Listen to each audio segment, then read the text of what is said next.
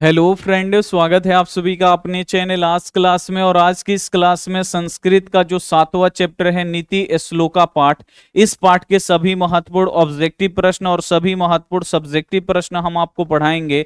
इस चैप्टर के जितने ऑब्जेक्टिव और सब्जेक्टिव प्रश्न पढ़ाएंगे, अगर उसे आप लोग याद रखिएगा तो इसी में से आपके बोर्ड एग्जाम में प्रश्न आएंगे, ये हमारा गारंटी है। तो इस क्लास को आपको एकदम शुरू से लेकर अंत तक देखना है और इसमें जो भी प्रश्न आपको पढ़ाया जा रहा है उसे आप लोग जरूर याद रखिएगा। तो क्लास को एकदम आपको शुरू से लेकर अंत तक देखना है। और जो भी बच्चे वीडियो को लाइक नहीं किए हैं, प्लीज आप लोग वीडियो को लाइक कर दीजिए। और जो भी बच्चे चैनल को सब्सक्राइब नहीं किए हैं तो ये सब्सक्राइब वाला बटन है, इसको आपको दबा देना है। जैसे ही आप लोग सब्सक्राइब कर लीजिएगा फिर बेल आइकन आएगा, बेल आइकन को दबाइएगा तो फिर ये नोटिफिकेशन आएगा। नोटिफिकेशन आपको ऑल पे कर लेना है। अगर आप लोग इस प्रकार से चैनल को सब्सक्राइब कर लीजिएगा तो जो भी हम यहाँ पे लाइव क्लास करवाएंगे तो उसका नोटिफिकेशन आपके फोन पे जाएगा। उस नोटिफिकेशन को आप लोग दबा के सीधे आप लोग हमारे लाइव क्लास में जुड़ सकते हैं। ठीक है, चलिए। और एक काम आपको और करना है, आप लोग अभी तक हमारे व्हाट्सएप ग्रुप में नहीं जुड़े हैं तो ये हमारा व्हाट्सएप नंबर है, इस पे आपको मैसेज करना है कि सर मुझे व्हाट्सएप ग्रुप में जोड़ दीजिए। तो इधर से लिंक जाएगा और आप सभी बच्चे लिंक को दबा के ज्वाइन हो जाइएगा। चलिए, सबसे पहले हम लोग यहाँ पे ऑब्जेक्टिव क्वेश्चन पढ़ लेंगे, फिर लास्ट में इसका हम लोग सब्जेक्टिव प्रश्न पढ़ेंगे। पहला नंबर जो यहाँ पे ऑब्जेक्टिव प्रश्न है कि विदुर नीति किस ग्रंथ का अंश विशेष है। इंपॉर्टेंट क्वेश्चन है क्योंकि जो विदुर नीति है, विदुर नीति से ही बाबू नीति श्लोका पाठ लिया गया है।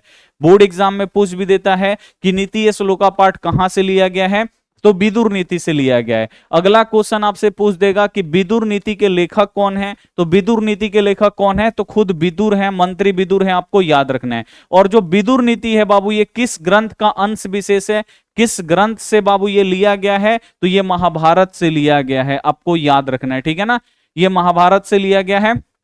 बी वाला ऑप्शन बिल्कुल से हो जाएगा। और जो विदुर नीति है बाबू, ये जो ग्रंथ है ये किस रूप में है, तो प्रश्नोत्तर के रूप में है। और इनमें किनका प्रश्न है, तो जो महाराज धृतराष्ट्र हैं, जो कौरवों के पिताजी हैं, इनका बाबू प्रश्न है। और इन सभी प्रश्नों का उत्तर कौन दे रहे थे, राजा के प्रश्नों के उत्तर कौन दे रहे थे, तो आपको याद रखना है जो मंत्री विदुर हैं वो दे रहे थे। ठीक है ना, तो बोर्ड एग्जाम में क्वेश्चन आएगा कि विदुर नीति किस ग्रंथ का अंश विशेष है, तो महाभारत का, इसे आपको याद रखना है। अगला क्वेश्चन आप लोग देखिए कि धर्म की रक्षा किससे होती है। बोर्ड एग्जाम में आता है कि धर्म की रक्षा किससे होती है, तो धर्म की रक्षा बाबू किससे होता है, सत्य से। अगर हमेशा सत्य बोलिएगा तो इससे क्या होगा, धर्म की रक्षा होती है, इसे आपको याद रखना है। इंपॉर्टेंट क्वेश्चन है, बोर्ड एग्जाम में आता है कि धर्म की रक्षा किससे होती है, तो धर्म की रक्षा जो होती है सत्य से होती है, इसे आप लोग याद रखिएगा। अगला जो क्वेश्चन है कि परपीड़न किस लिए होता है, तो आपको याद रखना है बाबू, परपीड़न जो होता है ना, ये पाप के लिए होता है। ठीक है ना, ये बहुत ही इंपॉर्टेंट क्वेश्चन है, आप लोग याद रखिएगा कि परपीड़न बाबू किस लिए होता है, तो आपको याद रखना है परपीड़न पाप के लिए होता है। बी वाला जो ऑप्शन होगा बिल्कुल सही हो जाएगा। अगला क्वेश्चन आप लोग यहां पे देखिए, बिन बुलाए कौन आता है या बिन बुलाए कौन बोलता है, ठीक है ना, या अंधविश्वासियों पे विश्वास कौन करता है, ये सब बोर्ड एग्जाम में आता है। तो बिना बुलाए बाबू कौन आता है, तो आपको याद रखना है मूर्ख, यानी जिसको बुलाया ना जाए अगर वो आ जाए तो उसे क्या बोला जाता है, मूर्ख बोला जाता है। बिना बोले जो बोलता है उसे क्या बोला जाता है, उसे भी मूर्ख बोला जाता है। जो अंधविश्वासियों पर विश्वास कर लेता है उसे क्या बोला जाता है, मूर्ख बोला जाता है, इसे आप लोग याद रखिएगा। तो बिना बुलाए कौन आते हैं, तो बिना बुलाए कौन आता है बाबू, मूर्ख लोग आते हैं, इसे आप लोग याद रखिएगा। अगला जो क्वेश्चन है कि महाराज धृतराष्ट्र के प्रश्नों के समुचित उत्तर कौन देते हैं, यानी जो महाराज धृतराष्ट्र हैं, यानी जो कौरवों के पिताजी हैं, इनके सभी प्रश्नों के उत्तर कौन देते हैं, तो इनके सभी प्रश्नों के उत्तर देते हैं मंत्री विदुर, आपको याद रखना है। ठीक है ना, कौन देते हैं, मंत्री विदुर देते हैं, ये आप लोग याद रखिएगा कि महाराज धृतराष्ट्र के सभी प्रश्नों के उत्तर कौन दे रहे थे, तो मंत्री विदुर दे रहे थे। अगला क्वेश्चन आप लोग देखिए, अपृष्टो बहुभाषते किस पाठ की युक्ति है, आपको बताना है। अपृष्टो बहुभाषते, ठीक है ना, तो ये बाबू किसकी है, तो ये नीति श्लोका पाठ की है, इसे आप लोग याद रखिएगा, अपृष्टो बहुभाषते। अगला क्वेश्चन आप लोग देखिए कि परम तृप्ति देने वाली कौन है, यानी किससे हमें परम तृप्ति मिलता है, तो परम तृप्ति बाबू किससे मिलता है, तो आपको याद रखना है विद्या से। ठीक है ना, काफी अच्छे तरीके से पढ़ाए हैं, तो ये सब आपको याद रखना होगा। इंपॉर्टेंट क्वेश्चन है, बोर्ड एग्जाम में आता है कि परम तृप्ति देने वाली कौन है, तो परम तृप्ति देने वाली विद्या है, इसे आपको याद रखना है। अगला क्वेश्चन है कि उत्तम शांति क्या है, यानी हमें शांति किससे मिलता है, तो अगर कुछ से लड़ाई झगड़ा है, हो गया। अगर उसको क्षमा कर दीजिए, माफ कर दीजिए, तो इससे शांति मिलता है। तो उत्तम शांति बाबू क्या है? तो उत्तम शांति है, आपको याद रखना है, क्षमा। अगर किसी को क्षमा कर दीजिएगा तो इससे क्या होता है बाबू? शांति मिलता है। इसे आपको याद रखना है। ए वाला ऑप्शन बिल्कुल से हो जाएगा। अगला क्वेश्चन आप लोग देखिए, नीति श्लोका पाठ में परम श्रेय किसे कहा गया है? यह भी बहुत ही ज्यादा इंपॉर्टेंट क्वेश्चन है कि नीति श्लोका पाठ में परम श्रेय बाबू किसे कहा गया है? तो परम श्रेय बोला गया है, आप लोग याद रखिएगा, धर्म को। जो धर्म है वो परम श्रेय है, इसे आप लोग याद रखिएगा, ठीक है ना। कि नीति श्लोका पाठ में परम श्रेय किसे बोला गया है? तो धर्म को बोला गया है। अगला क्वेश्चन है, घर की शोभा कौन है? यानी घर की शोभा कौन होती है, आपको बताना है। तो घर की शोभा कौन होती है? स्त्रियां होती हैं, आप लोग याद रखिएगा। महापुरुषों को जन्म कौन देती है? स्त्रियां देती हैं, आपको याद रखना है।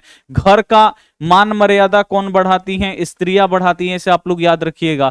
किसकी रक्षा करनी चाहिए विशेष रूप से? तो आपको याद रखना है, स्त्रियों की, ठीक है। अगला क्वेश्चन आप लोग देखिए, आचरण का हनन किससे होता है? तो आचरण का हनन, यानी आचरण का मतलब हुआ चरित्र। चरित्र बाबू यानी जो आदमी होता है ना, गांव समाज में बदनाम हो जाता है, वही है। आचरण का हनन किससे होता है? यानी लोग बदनाम किससे होते हैं? तो अलक्षण से, ठीक है ना। सुलक्षण यानी अच्छा लक्षण, अलक्षण का मतलब होता है बाबू कुलक्षण, यानी खराब अगर लक्षण होगा तो इससे आचरण जो है ना बाबू बदनाम हो जाता है, ठीक है ना। तो आचरण का हनन यानी जो हम लोगों का आचरण है ये खराब कैसे होता है? तो अलक्षण के कारण यानी कुलक्षण के कारण, इसे आप लोग याद रखिएगा। अगला क्वेश्चन है कि सुलभ कौन होते हैं? सुलभ यानी सभी जगहों पे कौन मिलते हैं? तो आपको याद रखना है, सतत प्रियवादी। जो मीठा मीठा बात बोलने वाले होते हैं ये क्या होते हैं बाबू? हर जगह क्या होते हैं? सुलभ होते हैं। और जो दुर्लभ होते हैं ना, वो कौन होते हैं? तो कटुवादी, यानी जो कठोर बोलते हैं, जो टाइट बोलते हैं, वो क्या होते हैं? दुर्लभ होते हैं। और जो यहाँ पे जो प्रियवादी जो लोग होते हैं ना, ये आपसे हमेशा मीठा मीठा बात बोलेंगे, ठीक है ना, आपको भड़काएंगे, ठीक है, आपको बिगाड़ने का काम करते हैं। जो मीठा मीठा बोलते हैं उनमें क्या होता है? जो आपसे अगर मीठा मीठा बात बोल रहे हैं, प्यार से बोल रहे हैं, समझ जाइए कि उसमें आपको मतलब उस आदमी में कुछ ना कुछ स्वार्थ उसका छिपा हुआ है, ठीक है ना। और जैसे माता पिता होते हैं, इनका बात क्या होता है? कड़वा लगता है, लेकिन ये क्या है बाबू? सत्य है। और ऐसे लोग आपको सभी जगहों पे नहीं मिलेंगे जो आपका भलाई चाहते हैं। जो आपको बिगाड़ने वाले हैं वो सब जगह पे मिल जाएंगे, ठीक है ना। वो सतत प्रियवादी जो लोग होते हैं, यानी जो बिगाड़ने वाले लोग होते हैं, वो सुलभ होते हैं, सभी जगहों पे आसानी से मिल जाएंगे। लेकिन जो आपको बनाने वाले हैं, जो कटुवादी हैं, जो कठोर बोलते हैं, ठीक है ना, वो दुर्लभ हैं, वो जल्दी नहीं मिलते हैं, आपको याद रखना है। अगला क्वेश्चन है, अपनी उन्नति चाहने वाले लोगों को कितने दोषों को त्याग देनी चाहिए? अगर आपको आगे बढ़ना है, आपको समाज में नाम कमाना है, अगर आपको उन्नति करना है, आगे बढ़ना है, ठीक है ना, आपको प्रगति करना है, तो आपको कितने दोषों को त्यागना होगा? तो 6 गो दोषों को त्यागना होगा। 6 दोष कौन कौन सा है? निंद्रा है, तंद्रा है, डर है, क्रोध है, आलस है, और बाबू काम को देरी से करने का आदत है। ये जो 6 दोष है, ये बाबू आदमी को क्या करता है? बर्बाद कर देता है। अगर आप उन्नति करना चाहते हैं, आगे बढ़ना चाहते हैं, तो ये 6 दोष आपको क्या करना होगा? त्यागना होगा। अगला क्वेश्चन है, नीति श्लोका पाठ महाभारत के किस पर्व से संकलित है? यहां पे आपसे पूछा जा रहा है कि जो नीति श्लोका पाठ है ये महाभारत के किस पर्व से संकलित है? तो नीति श्लोका पाठ जो है ये महाभारत के किस पर्व से संकलित है? तो हम आपको पढ़ाए थे उद्योग पर्व। आपको याद रखना है, इंपॉर्टेंट क्वेश्चन है। नीति श्लोका पाठ जो है ये महाभारत के किस पर्व से संकलित है? तो उद्योग पर्व से संकलित है, इसे आप लोग याद रखिएगा। अगला क्वेश्चन है कि विनय किसका नाश करता है? तो विनय जो है बाबू ये किसका नाश करता है? तो ये आकृति का नाश करता है, इसे आपको याद रखना है। विनय किसका नाश करता है? आकृति का, यानी बदनामी का नाश करता है, इसे आप लोग याद रखिएगा। जो विनय है ये किसका नाश करता है? आकृति यानी बदनामी का नाश करता है, इसे आप लोग याद रखिएगा। एक एक क्वेश्चन इंपॉर्टेंट है। अगला क्वेश्चन देखिए, विद्या से किसकी रक्षा? विद्या की रक्षा किससे होती है? तो विद्या का रक्षा बाबू किससे होगा? योग से, यानी बाबू अभ्यास। योग का मतलब होता है अभ्यास से, ठीक है ना। योग यानी अभ्यास से होता है, इसे आप लोग याद रखिएगा। विद्या की रक्षा किससे होगा बाबू? योग यानी अभ्यास यानी प्रैक्टिस, इसे आप लोग याद रखिएगा। बोर्ड एग्जाम में क्वेश्चन आता है कि विद्या की रक्षा किससे होता है? तो विद्या की जो बाबू रक्षा होता है ये योग से होता है, यानी अभ्यास से होता है। अगला क्वेश्चन है कि नीति श्लोका पाठ के आधार पर सुख देने वाली कौन है? तो यहां पे आपसे बोला जा रहा है कि नीति श्लोका पाठ के आधार पे सुख कौन देता है? परम सुख देने वाला कौन है? तो परम सुख देने वाला बाबू विद्या है, इसे आपको याद रखना है। परम सुख देने वाला कौन है यहाँ पे परम तृप्ति मिलता है, आप लोग याद रखिएगा।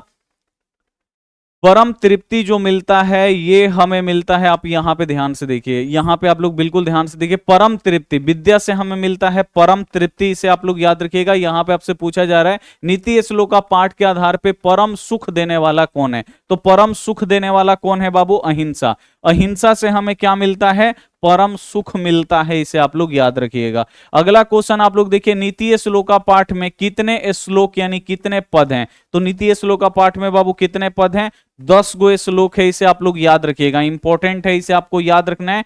नीति श्लोका पाठ में कितने श्लोक हैं, तो 10 श्लोक हैं, इसे आप लोग याद रखिएगा। अगला क्वेश्चन है, सतत प्रियवादी लोग होते हैं, यानी मीठा मीठा बोलने वाले लोग कैसे होते हैं, तो आपको याद रखना है सुलभ होते हैं। सुलभ यानी सभी जगहों पे मिल जाएंगे। तो सतत प्रियवादी लोग कैसे होते हैं, तो सतत प्रियवादी जो लोग हैं वो सुलभ होते हैं, आपको आसानी से सभी जगहों पे मिल जाएंगे, जो आपको बिगाड़ने वाले हैं, ठीक है ना।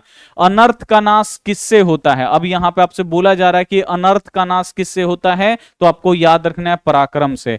पराक्रम से बाबू क्या होता है, अनर्थ का नाश होता है, इसे आपको याद रखना है। अगला क्वेश्चन आप लोग देखिए, रूप की रक्षा किससे होती है, तो बाबू रूप की रक्षा किससे होता है, मिर्जया से, यानी श्रृंगार से, इसे आप लोग याद रखिएगा, ठीक है ना। मिर्जया का मतलब श्रृंगार। रूप की रक्षा किससे होता है, तो रूप की जो रक्षा है ये मिर्जया से होता है, श्रृंगार से होता है, इसे आपको याद रखना है। अगला क्वेश्चन है, नीति श्लोका पाठ किस ग्रंथ से संकलित है, यानी जो नीति श्लोका पाठ है इसको किस ग्रंथ से लिया गया है, तो नीति श्लोका पाठ बाबू किस ग्रंथ से लिया गया है, तो ये विदुर नीति से लिया गया है, इसे आपको याद रखना है। और विदुर नीति के लेखक कौन है, तो विदुर नीति के लेखक खुद विदुर हैं, इन्हें आपको याद रखना है। अगला क्वेश्चन आप लोग देखिए, नरक के कितने द्वार होते हैं जिससे व्यक्ति का नाश होता है, अब यहां पे आपसे पूछा जा रहा है कि नरक के कितने द्वार होते हैं जिससे व्यक्ति का नाश हो जाता है, तो नरक के बाबू कितने द्वार होते हैं, 3 द्वार होते हैं, और उनका नाम क्या है, काम, क्रोध और लोभ, ये तीनों क्या है, नरक के द्वार हैं, इसे आप लोग याद रखिएगा। अगला क्वेश्चन है, आचरण डैश हंति, यानी आचरण का हनन किससे होता है, ठीक है ना। तो आचरण का बाबू हनन किससे होगा, अलक्षण से। आचरण का बाबू यानी जो हम लोगों का आचरण है ये खराब कब हो जाता है, तो अलक्षण यानी कुलक्षण के कारण, इसे आप लोग याद रखिएगा। तो आचरण डैश हंति, यानी आचरण का हनन किससे होता है, आचरण बाबू कैसे खराब होता है, तो अलक्षण के कारण, इसे आप लोग याद रखिएगा, ठीक है। अगला क्वेश्चन है कि निम्नलिखित में से नरक का द्वार नहीं है, अब इसमें से आपको बताना है कि कौन इसमें नरक का द्वार नहीं है, तो नरक का द्वार बाबू कितना होता है, तो नरक का द्वार 3 होता है। इन तीनों जो होते हैं नरक के द्वार से सीधे आदमी कहां जाता है, नरक में जाता है, इसे आप लोग याद रखिएगा। कौन कौन नरक का द्वार है, तो काम, क्रोध और लोभ, ये तीनों क्या है, नरक के द्वार हैं, आप लोग याद रखिएगा। और जो पुण्य है ना, ये नरक का द्वार नहीं है, जो पुण्य है ये स्वर्ग में आदमी को ले जाता है। नरक में कौन कौन ले जाता है, तो काम ले जाता है, लोभ ले जाता है, क्रोध ले जाता है आदमी को नरक में, और नरक के 3 द्वार यही है, काम, क्रोध, लोभ। और जो पुण्य है ये नरक का द्वार नहीं है, ठीक है ना, ये स्वर्ग ये ले जाते हैं, ठीक है। अगला जो है कि क्षमा किसका नाश करता है, तो अगर किसी व्यक्ति को अगर आप लोग क्षमा कर दीजिएगा तो क्षमा जो है ना बाबू ये क्रोध का नाश कर देता है, ठीक है। यानी आदमी के अंदर जो गुस्सा होता है वो शांत हो जाता है। आप किसी को माफ करके देखिएगा, दोनों आदमी का गुस्सा जो है ना ठंडा हो जाएगा, ठीक है। तो क्षमा किसका नाश करता है, तो क्षमा जो है ये क्रोध का नाश करता है, इसे आपको याद रखना है। अगला क्वेश्चन है, पराक्रम डैश हंति, यानी पराक्रम किसको मारता है, तो पराक्रम जो है आपको याद रखना है, ये किसको यहां पे पराक्रम जो है वो किसका हनन करता है, तो आकृति, सॉरी आकृति नहीं, अनर्थ, इसे आप लोग याद रखिएगा, अनर्थम, ठीक है ना। यानी जो पराक्रम है ये अनर्थ का हनन करता है, इसे आप लोग याद रखिएगा। पराक्रम किसका हनन करता है, तो ये अनर्थ का हनन करता है, इसे आपको याद रखना है। अगला क्वेश्चन देखिए, डॉट डॉट परम तृप्ति, यानी हमें परम तृप्ति, यहां पे लिखा गया है रिक्त स्थानों की पूर्ति उचित पद से करें, यानी यहाँ पे जो खाली स्थान है यहाँ पे क्या भराएगा, हमें परम तृप्ति किससे मिलता है, तो आपको याद रखना है विद्या से, ठीक है ना। विद्या परम तृप्ति, यानी विद्या से हमें क्या मिलता है, परम तृप्ति मिलता है। तो विद्या परम तृप्ति, यानी विद्या से हमें क्या मिलता है, परम तृप्ति। खाली स्थान पे बाबू क्या होगा, विद्या होगा।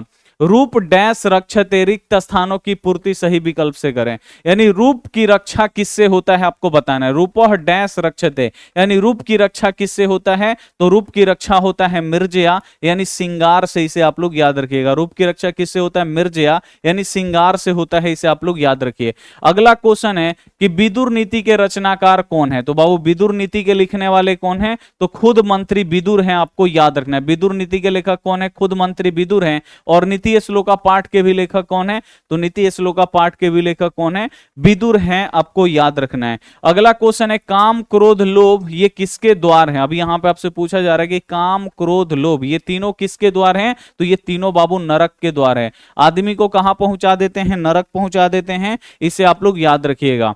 यहां पे सुखवाहा क्या है, सुखवाहा यानी किससे हमें सुख की प्राप्ति होती है, तो सुख की प्राप्ति बाबू किससे होता है, अहिंसा से, ठीक है ना, इसे आप लोग याद रखिएगा। अहिंसा से हमें सुख की प्राप्ति होती है, इसे आप लोग याद रखिएगा। सुखवाहा क्या है, तो अहिंसा है, इसे आप लोग याद रखिएगा। अगला क्वेश्चन देखिए, विदुर नीति किस प्रकार का ग्रंथ है, तो जो विदुर नीति है ना ये प्रश्नोत्तर ग्रंथ है, यानी प्रश्न और उत्तर के रूप में है, इसे आपको याद रखना है। अगला क्वेश्चन है सभी जीवों के आत्मा के रहस्य कौन जानते हैं, तो सभी जीवों के आत्मा का रहस्य जानने वाला क्या कहलाता है बाबू, पंडित कहलाते हैं, इसे आपको याद रखना है। अगला क्वेश्चन है घर की लक्ष्मी कौन होती हैं, ठीक है ना, तो घर की लक्ष्मी बाबू कौन होती हैं, तो जो स्त्रियां होती हैं ये घर की लक्ष्मी होती हैं, आपको याद रखना है। परिवार की प्रतिष्ठा किससे बढ़ता है, तो परिवार का जो इज्जत है बाबू किससे बढ़ता है, तो स्त्रियों से ही बढ़ता है, इसे आप लोग याद रखिएगा। अगला क्वेश्चन है महापुरुषों को जन्म देने वाली कौन है, यानी वो कौन है जो महापुरुषों को जन्म देती हैं, तो आपको याद रखना है स्त्रियां। जो स्त्रियां हैं ये महापुरुषों को जन्म देती हैं, आपको याद रखना है। किसकी रक्षा विशेष रूप से करनी चाहिए, अब यहां पे आपसे पूछा जा रहा है कि किसकी रक्षा हमें विशेष रूप से करनी चाहिए, तो आपको याद रखना है स्त्रियां। स्त्रियों की जो रक्षा है ना बाबू विशेष रूप से करनी चाहिए, इसे आप लोग याद रखिएगा। अगला क्वेश्चन देखिए कि अच्छा आचरण किसको दूर करता है। अभी यहां पे आपसे पूछा जा रहा है कि अगर अच्छा आचरण है तो किसको दूर करेगा, तो अच्छा आचरण जो है वो बुरी आदतों को क्या करता है, दूर करता है, इसे आप लोग याद रखिएगा। अच्छा आचरण किसको दूर करता है, तो अच्छा आचरण जो है ये बुरी आदतों को दूर करता है, इसे आपको याद रखना है। अब यहां पे बाबू ये हम लोगों का ऑब्जेक्टिव यहां पे खत्म हो गया। जितना भी इसमें ऑब्जेक्टिव दिया गया है ना आप लोग याद रखिएगा, इसी में से आपके बोर्ड एग्जाम में प्रश्न आएंगे, तो इसे आपको एकदम घोल के पी जाना है, एकदम आपको याद रखना। अब आइए सब्जेक्टिव पे चलते हैं। यहां पे क्वेश्चन है नरक के कितने द्वार होते हैं और कौन कौन, यहां पे पूछा जा रहा है कितने नरक के द्वार होते हैं और कौन कौन होते हैं उसका नाम लिखना है। तो नरक के कितने द्वार होते हैं, तो नरक के 3 द्वार होते हैं, आप लोग लिखिएगा नरक के 3 द्वार होते हैं। कौन कौन होते हैं, काम यानी आपको याद रखना है सेक्स, काम का मतलब होता है सेक्स, क्रोध यानी गुस्सा और लोभ यानी लालच। काम क्रोध और लोभ ये जो तीनों होते हैं ना आदमी को कहां पहुंचा देते हैं, नरक में पहुंचा देते हैं, ठीक है, इसे आप लोग याद रखिएगा। आपसे पूछा जा रहा है नरक के कितने द्वार होते हैं, तो नरक के कितने द्वार होते हैं और कौन कौन, तो लिखा जाएगा ना बोर्ड एग्जाम में अगर क्वेश्चन पूछेगा कि नरक के कितने द्वार होते हैं और कौन कौन, तो लिखेगा नरक के 3 द्वार होते हैं, काम क्रोध और लोभ, ये तीनों क्या है, नरक के द्वार हैं, सीधे आदमी को नरक में पहुंचा देते हैं, इसे आप लोग याद रखिएगा। नीति श्लोका पाठ के अनुसार कौन सी 3 वस्तुएं त्याज्य है, त्याज्य का मतलब त्यागने योग्य, त्याज्य का मतलब बाबू त्यागने योग्य, यानी नीति श्लोका पाठ के अनुसार कौन ऐसी 3 वस्तु है जिसे त्याग देना चाहिए। त्याज्य का मतलब होता है बाबू त्यागने योग्य, तो लिखिएगा नीति श्लोका पाठ के अनुसार काम क्रोध लोभ यह तीनों नरक के द्वार है, इसीलिए यह त्याज्य वस्तु है, ठीक है ना। यानी यहां पे आपसे पूछा जा रहा है कि नीति श्लोका पाठ में कौन ऐसी 3 वस्तुएं हैं जो त्याज्य हैं यानी त्यागने योग्य हैं, तो आप लोग लिखिएगा नीति श्लोका पाठ के अनुसार जो काम है यानी सेक्स है, क्रोध है और लोभ है, ये तीनों वस्तु जो है ना आदमी को नरक तक पहुंचा देती है, और यही तीनों वस्तु क्या है, त्याज्य है, त्यागने योग्य है, इसे आप लोग याद रखिएगा। अगला क्वेश्चन है पंडित किसे कहा गया है, बोर्ड एग्जाम में आता है कि भाई पंडित किसे कहा जाता है, तो पंडित किसे कहा जाता है, तो जिसके कर्म को सर्दी गर्मी भय भावुकता आनंद दुख बाधा नहीं डालता है उसे ही पंडित कहा जाता है, यानी जिसके काम को ना सर्दी लगे ना गर्मी लगे। यानी जब वो काम करना शुरू करे तो ना उसे सर्दी समझ में आए ना गर्मी समझ में आए, ना उसे डर लगे, ना वो कभी उदास हो, ना कभी वो ज्यादा खुश हो, ना उसमें ना वो दुख को समझे ना वो बाधा को समझे। ऐसे लोगों को ही क्या कहा गया है? पंडित कहा गया है। तो बोर्ड एग्जाम में आता है कि पंडित किसे कहा गया है? तो जिसके कर्म को सर्दी गर्मी भय भावुकता आनंद दुख बाधा नहीं डालता है तो उसे हम लोग क्या कहते हैं? पंडित कहते हैं। इसे आप लोग याद रखिएगा। मूर्ख किसे कहा गया है? बोर्ड एग्जाम में आता है भाई मूर्ख किसे कहा गया है। देखिए 3 प्रकार का प्रश्न है, तीनों का एक ही राइट आंसर। अगर क्वेश्चन आएगा मूर्ख किसे कहा गया है तो यही आपको लिखना है। नीति श्लोका पाठ के आधार पर मूर्ख कौन है? तो यही आंसर, इसका भी बिल्कुल सेम आंसर यही होगा। नीति श्लोका पाठ के आधार पर मूढ़ चेता नरधाम के लक्षणों को लिखें, यानी जो मूर्ख किसे कहते हैं मूर्ख के लक्षणों को आपको लिखना है। तो ये तीनों का एकदम राइट आंसर होगा। देखिए जो व्यक्ति बिना बुलाए किसी के यहां जाता है, बिना पूछे बोलता है और अंधविश्वासियों पर विश्वास कर लेता है, उसे मूर्ख कहा गया है। ये तीनों का एक ही आंसर होगा। मूर्ख किसे कहा गया है तो यही लिखना है। नीति श्लोका पाठ के आधार पर मूर्ख कौन है तो यही लिखना है। नीति श्लोका पाठ के आधार पर मूढ़ चेता नरधाम के लक्षण क्या है? तो लक्षण क्या है? जो बिना बुलाए किसी के यहां जाता है, बिना पूछे बोलता है और जो अंधविश्वासियों पर विश्वास कर लेता है, उसे क्या कहा गया है? मूर्ख कहा गया है। इसे आप लोग याद रखिएगा, ठीक है ना। तो इन तीनों का राइट आंसर एक ही होगा।